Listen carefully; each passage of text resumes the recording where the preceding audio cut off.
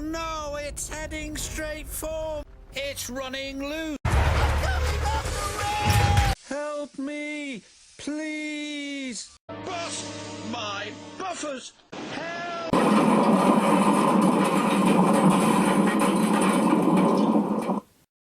The island of Sodor is known for having one of the only steam railways still in operation. Sodor is a very popular place. We get wonderful weather throughout the year. Everyone here is really friendly. Holiday makers come every year. There's almost nothing to dislike. But unfortunately, it has a big problem. We are also well known for having a few too many incidents. For most other railways in the world, most incidents are more or less the same, you know. Some idiot thinks it's a good idea to drive through a level crossing when there's a train approaching. Whereas on Sodor, there are so many causes for accidents. Of course, all the engines have faces and can talk. Therefore they have an identity. We are like humans. We laugh, we talk, we communicate like humans. And a lot of people say that's a problem. You know, like humans, we make mistakes. But when you're an engine, those mistakes have big consequences. Our first 4 engines were Edward, Henry, Thomas and Gordon, and things were relatively calm. But then I bought James, and he had an accident on his first day. James had only just been finished when Mr. Hatt first bought him. We hadn't tested his brakes, which had wooden blocks. That was a big factor in his accident. The other big factor was the trucks. The engines aren't the only ones on Sodor who have an identity. The trucks and coaches are sentient as well. They are very troublesome. We don't know what it is, but they really enjoy making things difficult for us. They've never changed. Even after 30 years, they are still a pain. The trucks often work together to bump or push the engine, so much so they almost have no control at all. I was taking my first goods train when the truck started pushing me, but because there were so many of them, I was going much too fast. My first reaction was to put the brakes on. Maybe it can act against them, so I put them on. Nothing. We just weren't slowing down. I tried again 3 or 4 times and still nothing happened. And then I saw smoke. The wooden brake blocks on James weren't responding, and they had soon caught fire, making them powerless against the surging train. I could feel something burning underneath. I worked out it was my brakes, and there was nothing I could do except for call for help. James eventually crashed into a field. He had landed on his side and needed help. Sir Topham Hatt was soon in a terrified state. I was very young at the time. I hadn't been controller for long. It was the first accident I'd been involved in. I didn't know what to do, but Thomas did. Thomas the tank engine immediately took the breakdown train down to the crash site. I was very worried for James, and I was very angry with the trucks. When I got to the crash site, I gave the trucks a real telling off, and then I helped James get back on track. Thomas was so brave at that point. I was wandering around in a daze because I wasn't used to this situation. Fortunately, James and his crew were unhurt. I was relieved I wasn't hurt, but my main concern was my paintwork, of course. Thomas's quick reactions made Sir Topham Hatt very proud.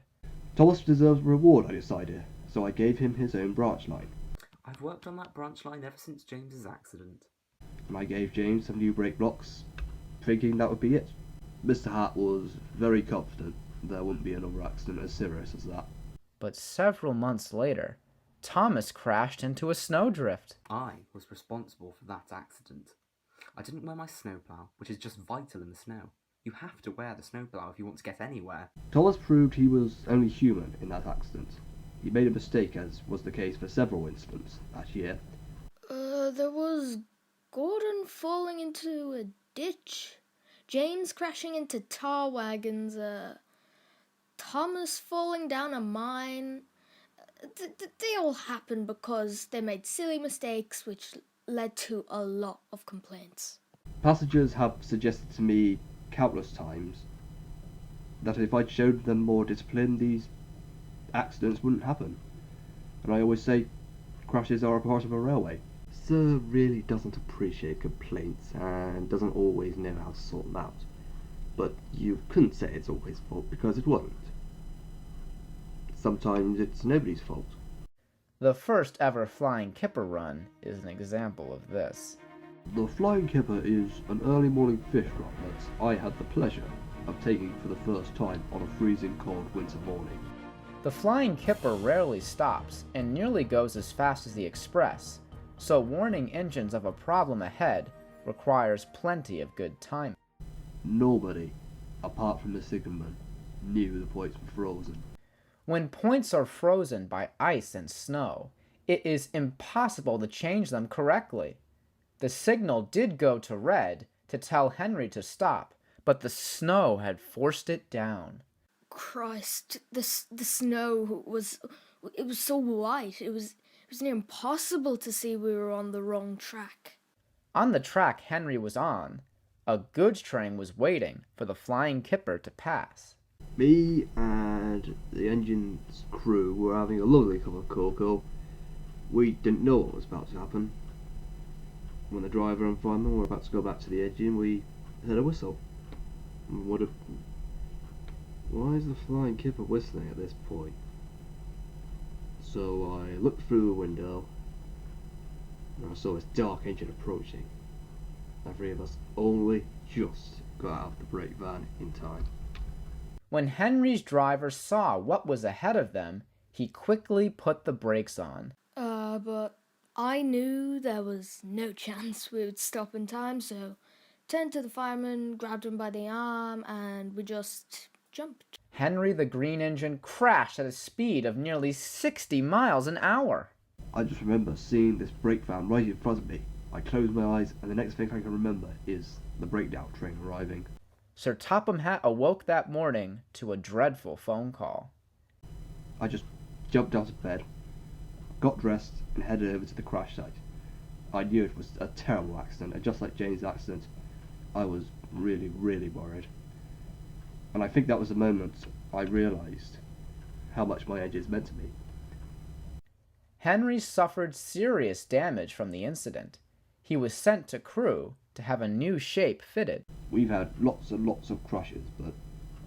well, I don't want to blow my own trumpet, but I feel I've suffered the most damage out of anyone in this railway's history in that crash alone. That smash truly opened my eyes.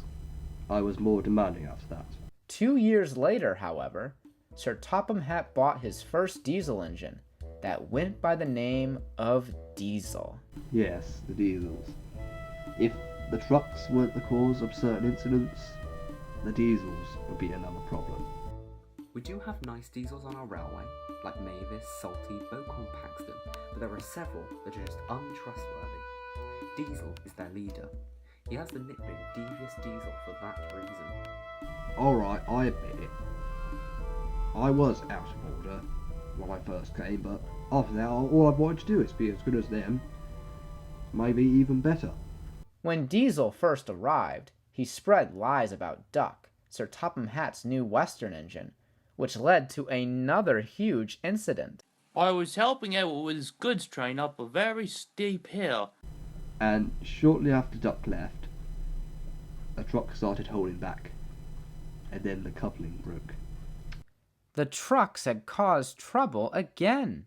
Next thing I knew, I was running and desperately trying to stop the trucks. In order to avoid a passenger train, Duck veered into a siding and crashed into a barber shop. That took real bravery and skill. It could have been so much worse, and that proved a few people wrong about my engines. After that, Sir sent me away. But Diesel would return, and this would cause trouble. I know I haven't been the most reliable of engines, but the reason is I try too hard. Like all of Sodor's engines, Diesel does have a good streak in him. Somewhere. He can be useful and he can be a good friend. He just needs to be more careful. Don't we all? Maybe I will be more reliable in the future. I'm full of surprises.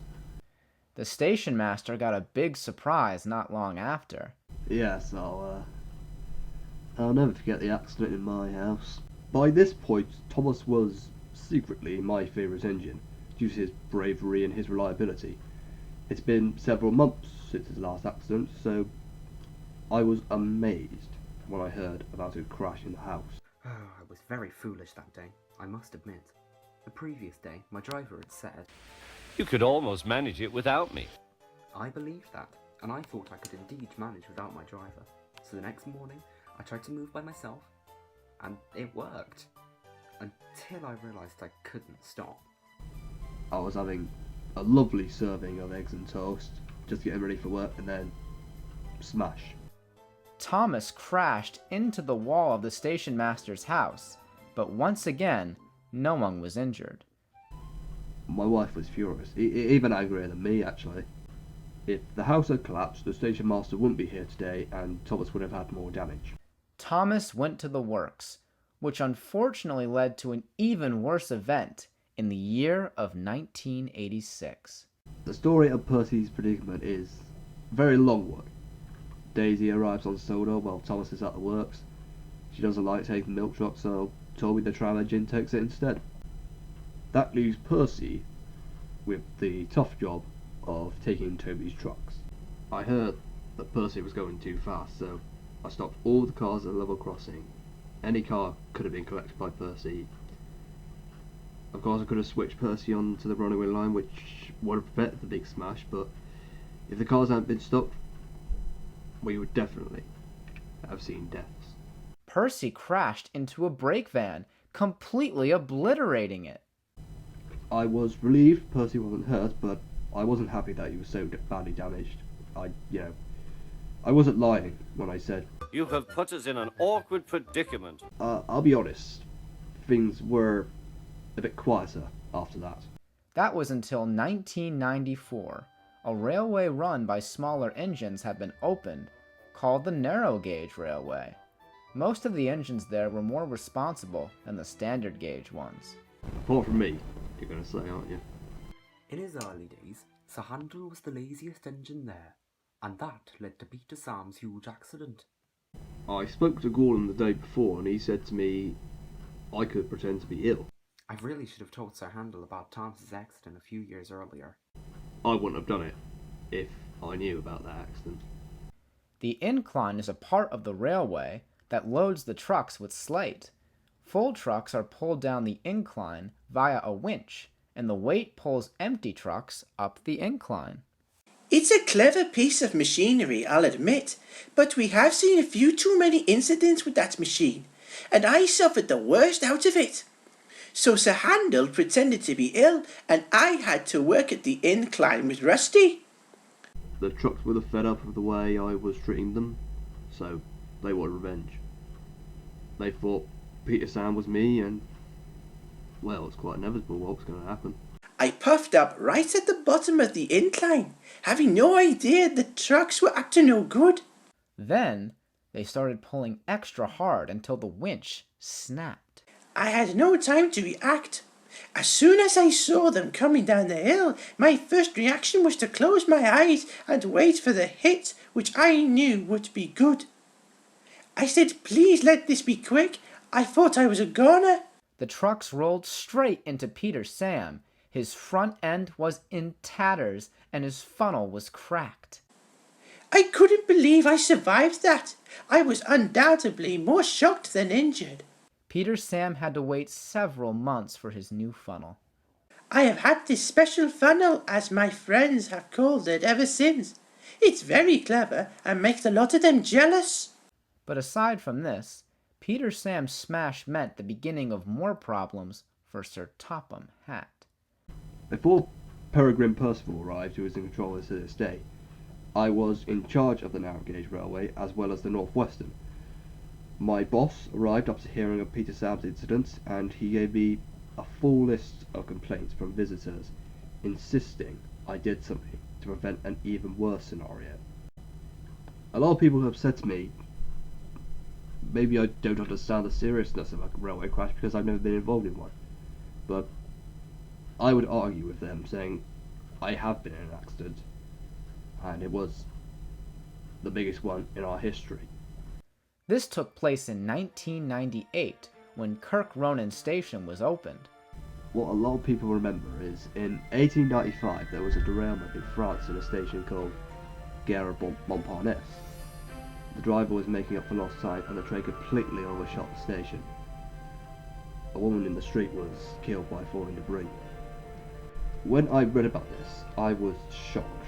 It was a ridiculous mistake made by the driver, and I said to the station master, that could never happen to us. Well, we were inspecting the station before it was opened, and Gordon was as usual complaining, but this time it was about the wall in front of him.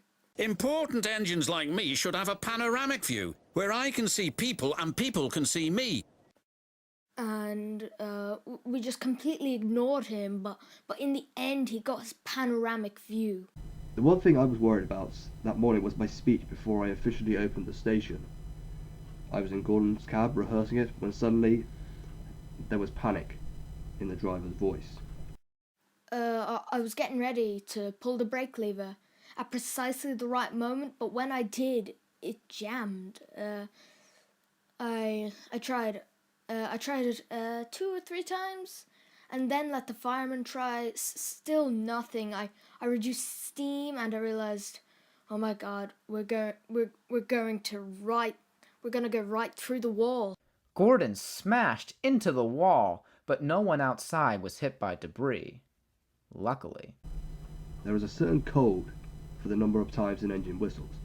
2 whistles to say an engine is approaching a station without a problem, but 3 whistles means something's wrong. And that's what I heard at Kirk Ronan. I looked out and I realised Gordon was going too fast. I yelled for people to move out of Gordon's way and just turned away as the smash took place. The crew were getting ready to leap out and I just froze because I was frightened. I really was. The fireman turned round, grabbed me by my jacket and we just jumped.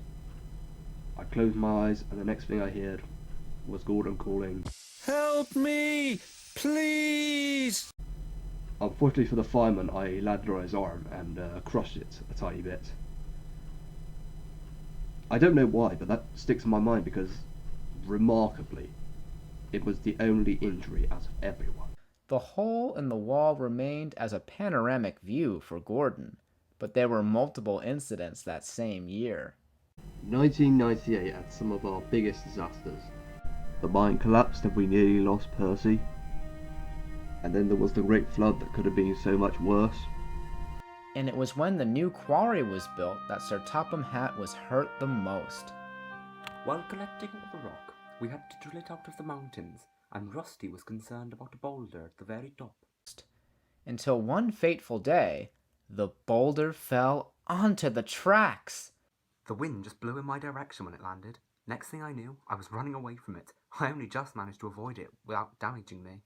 I remember minding my own business, shunting some trucks, and then I saw this huge boulder rolling right in front of me, and I managed to escape by veering onto a siding. There's no doubt about it. If there was no siding, I wouldn't be here talking to you. The boulder reached its end when it crashed into one of the quarry buildings, causing a large explosion. I had never seen Sir Topham so downbeat when hearing about this incident. He knew his boss wasn't happy with how things were going. We should have left this part of the island alone. That was the last straw.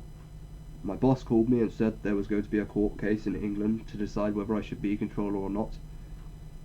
So when Mr. Conductor was in charge of the railway, the engineers thought I was on holiday, when in reality I was attending this court case. Many people wonder why I wasn't involved with that whole thing with Diesel 10 and Lady. The simple reason was I had to travel to England with them as their engine. I too had to give evidence as I had worked there from the very beginning. Topham said for me to go with him and for me to bring in their best driver. I was pretty chuffed when he called me Sodor's best driver. I mean, there was a survey which I won, but I didn't think they'd choose me, but anyway. I had witnessed the work on Sodor, so I had to share my thoughts on the situation. We all gave our personal opinion on everything. We didn't want Topham to lose his job. We said he hadn't made any miscalculations on his railway. But the opposition were giving some very fair points, and I think we were fighting a losing battle. And then Topham gave his very powerful speech to the jury. These were my exact words. The future of Sodor is in your hands. You wouldn't be wrong in saying I've made mistakes on my railway. The engines communicate the way we all do. They have a soul, they have a heart, they have a head. And just like us, they make mistakes, big and small, time and time again. They have caused big accidents by not using their heads. The trucks have lived up to their reputation as troublesome. The staff on my railway have made little errors, either by not changing the points, not applying the brakes, and not going through a safety check. Nobody on my railway is perfect. You would say they might never be perfect. But I could not be prouder to be their controller, and remain their controller for more years until the day I lose all my strength.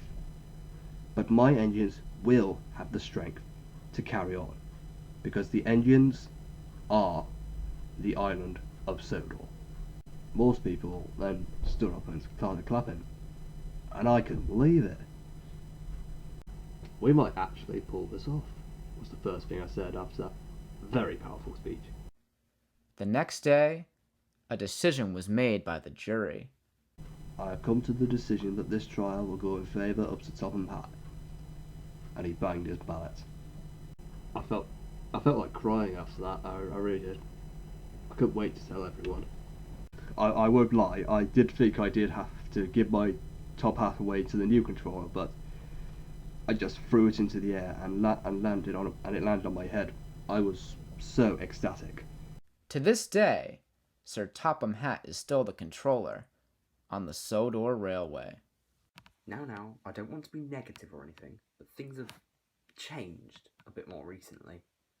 We've seen dozens of new engines arrive in recent years, and they've all made stupid mistakes. But even now, we haven't any threat of another court case because Sir Topham Hatt is in charge of the railway, and he has always given them the discipline they need.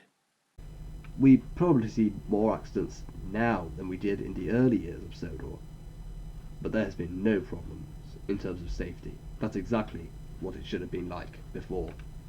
Sodor lives on because safety has improved so much.